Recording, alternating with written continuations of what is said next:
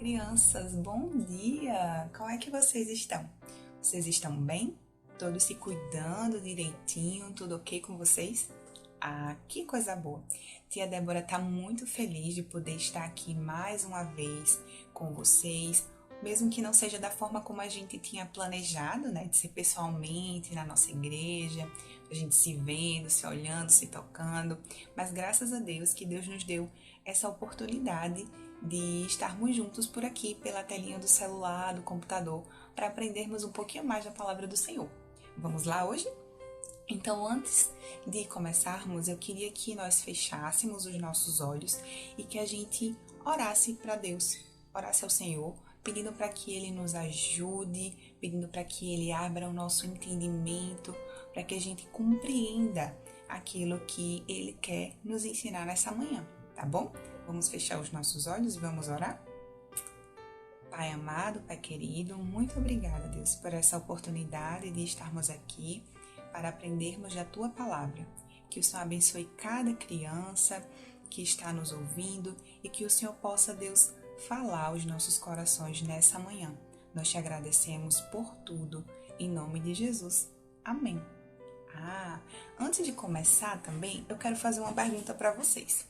O que é que vem à mente de vocês quando vocês escutam a palavra Páscoa? E aí? Chocolate? Coelho da Páscoa? O que mais? Hoje nós vamos entender um pouquinho, começar a entender um pouquinho mais sobre o que de fato significa Páscoa e qual é o verdadeiro significado dessa data tão importante para nós cristãos e que vem sendo comemorada por muitos e muitos e muitos anos. E essa história começa lá no livro de Êxodo, o segundo livro da Bíblia. E mais especificamente, essa história que nós vamos contar hoje está lá nos capítulos 11 e 12 do livro de Êxodo, tá bom? Então, no livro de Êxodo, dentre outras histórias, vai nos contar, Moisés, que foi quem escreveu o livro de Êxodo, vai nos contar um pouco da história do povo de Deus, do povo hebreu. E grande parte do livro de Êxodo vai contar sobre a escravidão a qual o povo de Deus foi submetido por Faraó no Egito. O povo de Deus ficou preso no Egito por mais de 400 anos, forçado a trabalhos escravos, não tinham direitos a nada e eram obrigados a servir a Faraó.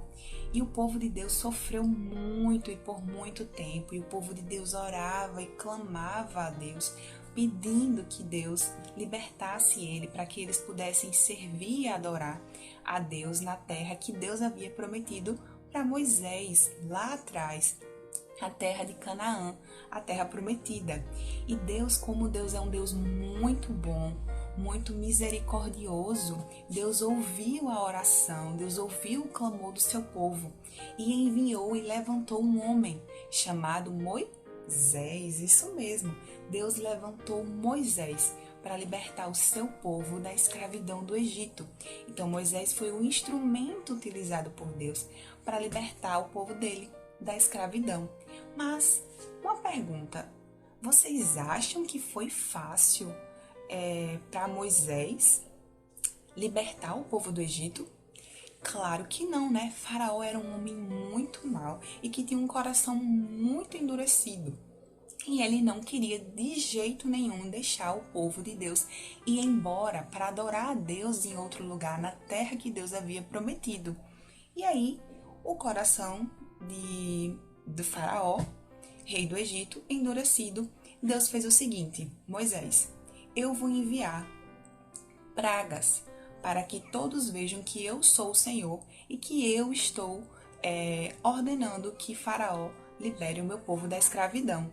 E então Deus enviou a primeira praga, que foi a transformação da água em sangue. Todas as águas dos rios do Egito foram transformadas em sangue, mas não ficou só nessa primeira praga. Deus enviou moscas, piolho, gafanhoto, enfim, enviou inúmeras pragas e mesmo assim o faraó continuava com o coração endurecido e não queria deixar de jeito nenhum o povo de Deus ir embora do Egito. E aí Deus enviou a primeira praga, a segunda, a terceira, quarta, quinta, sexta, sétima, oitava, nona, e nada de faraó deixar o povo de Deus ir embora. E aí Deus chega para Moisés e disse o seguinte: Moisés, eu vou enviar a 10ª praga e aí faraó deixará o meu povo ir embora.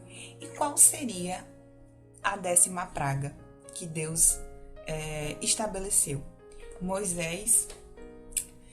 Deus disse o seguinte a Moisés: Moisés, à meia-noite, todo primogênito do Egito morrerá. Mas tia, o que é primogênito? Primogênito é o filho mais velho de cada família. Eu sou a primogênita do meu pai e da minha mãe. Eu sou a filha mais velha deles. Então, Deus disse o seguinte: diga para Faraó que se ele não deixar o meu povo ir, eu ferirei todos os primogênitos da terra do Egito, desde o mais pobre ao mais simples, até o primogênito dos animais vão morrer, se você não deixar meu povo ir.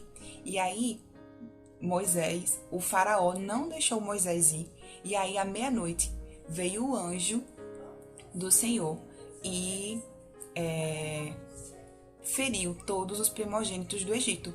Mas tia, como assim todos os primogênitos do Egito? E o que aconteceu com o povo de Deus? Também foi destruído? Não. E aí Deus deu a seguinte recomendação para Moisés: Moisés, fale para o meu povo matar um cordeiro de 1 ano, macho, sem nenhum defeito. Que eles preparem esse cordeiro, comam esse cordeiro, se preparem porque meu povo vai ser liberto. Faraó vai deixar vocês irem embora. Então, com esse sangue desse cordeiro, vocês vão aspergir, nos umbrais das portas. Então, todo o povo de Deus, todo o povo hebreu, sacrificou um cordeiro de 1 ano e o sangue desse cordeiro foi colocado na frente da casa, nas portas. E assim, quando o anjo passou e o anjo viu aquele sangue do cordeiro sem defeito que foi sacrificado ali na porta, ele não entrou, ele passava direto. E assim, todos os primogênitos dos hebreus foram libertos e não foram mortos pelo destruidor. E tia, o que é que isso tem a ver com a Páscoa? Então, assim como aquele cordeiro, do tempo de Moisés, significou livramento, e proteção da morte, da mesma forma, Deus providenciou um cordeiro sem mácula, perfeito, que é Jesus Cristo, que também morreu, mas que ressuscitou, para nos libertar do pecado, para nos libertar da escravidão do pecado. E graças ao sangue do Cordeiro, que é Jesus Cristo, nós podemos ser libertos do pecado, assim como o povo hebreu também foi liberto lá no Egito. Então, o verdadeiro significado da Páscoa para nós cristãos não está no ovo de chocolate, não está no coelhinho, não está em nenhuma dessas coisas que o mundo ele nos mostra, mas o verdadeiro significado da Páscoa, nos faz lembrar esse livramento, do Senhor, que estabeleceu um cordeiro para livrar o povo do pecado, para libertar o povo da escravidão do Egito. E da mesma forma, o Senhor enviou o seu único filho como cordeiro para morrer no meu lugar e no seu lugar, para que a gente tivesse a vida eterna. E esse é o verdadeiro significado da Páscoa.